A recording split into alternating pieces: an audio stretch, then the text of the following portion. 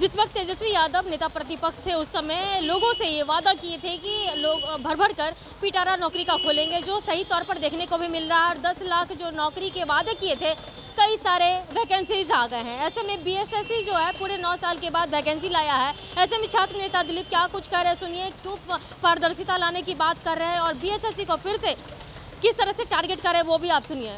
जय हिंद दोस्तों, मैं दिलीप कुमार। दोस्तों, बीएसएससी इंटर स्तरीय वैकेंसी 9 साल के बाद आई है। बीएसएससी प्रथम इंटर स्तरीय वैकेंसी 2014 में आई थी और उसके 9 साल के बाद बीएसएससी द्वितीय इंटर स्तरीय वैकेंसी 11,098 पदों के लिए आई है। हालांकि 40,000 से ज़्यादा सीटें खाली है, लेकिन सिर्फ 11,098 पदों पर वैकेंसी आई है। खैर, इसके लिए भी सरकार को धन्यवाद, क्योंकि लंबे समय से लाखों अभ्यर्थी इस वैकेंसी का इंतजार कर रहे थे। साथ ही सरकार से ये मांग है और बीएसएससी से भी ये मांग है कि इस बहाली को पूरी पारदर्शिता के साथ 10 महीने के अंदर पूरा कीजिए। और बीएसएससी के अध्यक्ष रविंद्र कुमार जी से हम ये मांग करते हैं कि परीक्षा कैलेंडर जारी कीजिए और 10 महीना के अंदर इस बहाली को पूरा कीजिए। उस परीक्षा कैलेंडर में पीटी रिजल्ट से लेकर फाइनल तक का जिक्र हो, क्योंकि प्रथम इंटर स्तरीय वैकेंसी 2014 में आई थी और 2022 में पूरी हुई 8 साल के बाद। और उस बहाली को पूरा करवाने के लिए पीटी से लेकर फाइनल रिजल्ट तक कई बार हम लोग को आंदोलन करना पड़ा, पुलिस की लाठियां खानी पड़ी, जेल जाना पड़ा। 23 सितंबर 2021 को भी आंदोलन हुआ था। आज ही के दिन दो साल पहले, आज ही के दिन दो साल पहले हुआ था, 23 सितंबर 2021 को। उसके बाद 13 दिसंबर 2021 को भी भयंकर ठंड में, कपकपाती ठंड में हम लोग को आंदोलन करना पड़ा।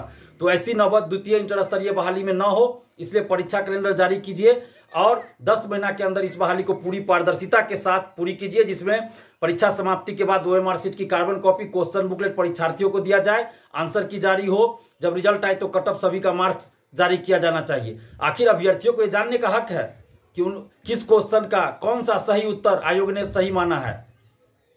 अभ्यर्थियों को जानने का हक है कि उनको कितना मार्क्स आया। अभी एसटीईटी में 50 से ज्यादा प्रश्नों के उत्तर गलत दिए गए थे, तो इसलिए अभ्यर्थियों को जानने का हक है कि आयोग ने किस उत्तर को सही माना है।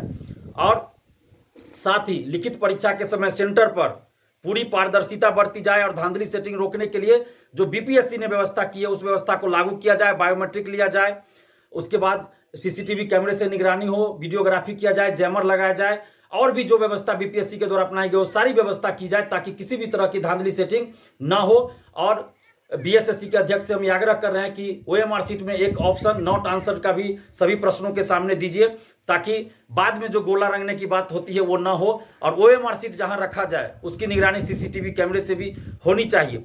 और अभ्यर्थियों से हम अपील करते हैं कि आप फॉर्म भरने से पहले विज्ञापन को 2 बार 3 बार अच्छे से पढ़ लीजिए। जहां आपको कुछ दिक्कत हो, आप अपने शिक्षकगण से या किसी से या हमसे ही पूछ लीजिए। और जब फॉर्म भराना शुरू होगा, 27 तारीख से 11 नवंबर तक डेट है, 27 अक्टूबर से 11 नवंबर तक फॉर्म भरने का डेट है। तो आप मान के चलिए कि 27 अक्टूबर से 5 नवंबर तक ही फॉर्म भरने का डेट है। क्योंकि होता क्या है कि अधिकतर लोग लास्ट समय में फॉर्म भरते हैं, जब 2 दिन 3 दिन बचता है तब भरते हैं। उस समय सर्वर स्लो हो जाता है और फॉर्म में कुछ ना कुछ गलती भरा जाता है और बाद में दिक्कत होता है।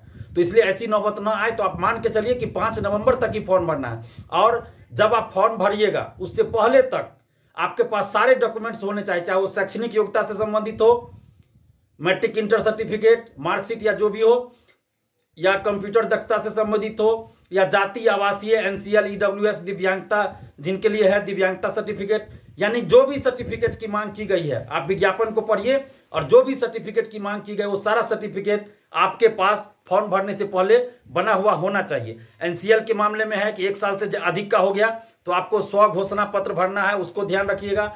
ईडब्ल्यूएस सर्टिफिकेट के लिए है कि आपको निर्गत तिथि से 1 साल से अधिक का नहीं होना चाहिए। और 22-23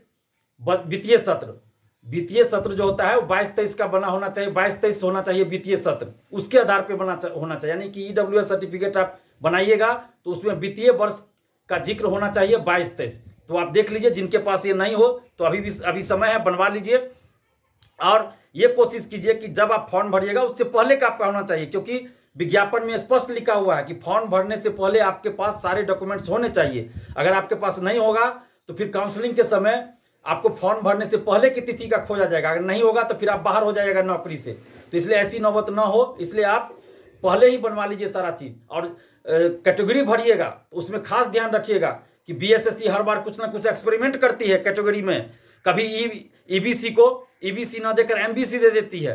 तो इसी का ध्यान रखिएगा। आपको जहां भी समझने में दिक्कत हो आप हमसे ही फोन करके पूछ लीजिएगा, लेकिन कोई भी चीज गलत मत भरिएगा। साइबर कैफे के कहने पे कुछ मत भर दीजिएगा, इस बात का ध्यान रखिएगा। पहले विज्ञापन को 2-3 बार पढ़ लीजिए, उसके बाद जब फॉर्म भरिएगा वहां अगर कोई दिक्कत हो तो आप हमसे ही फोन करके पूछ लीजिएगा, या अपने शिक्षकगण से या सीनियर से। लेकिन साइबर कैफे वाले के कहने से कुछ मत भरिएगा, क्योंकि गलती होती है उसके बाद आपको सुधार इसमें नहीं होगा, बाद में सुधार का मौका नहीं दिया जाएगा। फॉर्म जब आप सबमिट करने जाइएगा तो सबमिट करने से पहले प्रीव्यू देख लीजिएगा, नाम का स्पेलिंग, पिता का नाम, डेट ऑफ बर्थ, सारा चीज देख लीजिएगा। जब आप संतुष्ट हो जाएगा कि सारा चीज सही है तभी आप फॉर्म को सबमिट कीजिएगा, और सबमिट करने के बाद सारा आप प्रिंट आउट निकलवा के अपने पास रख लीजिएगा और खुद से फॉर्म सामने रखकर भरवाइएगा। धन्यवाद, जय हिंद।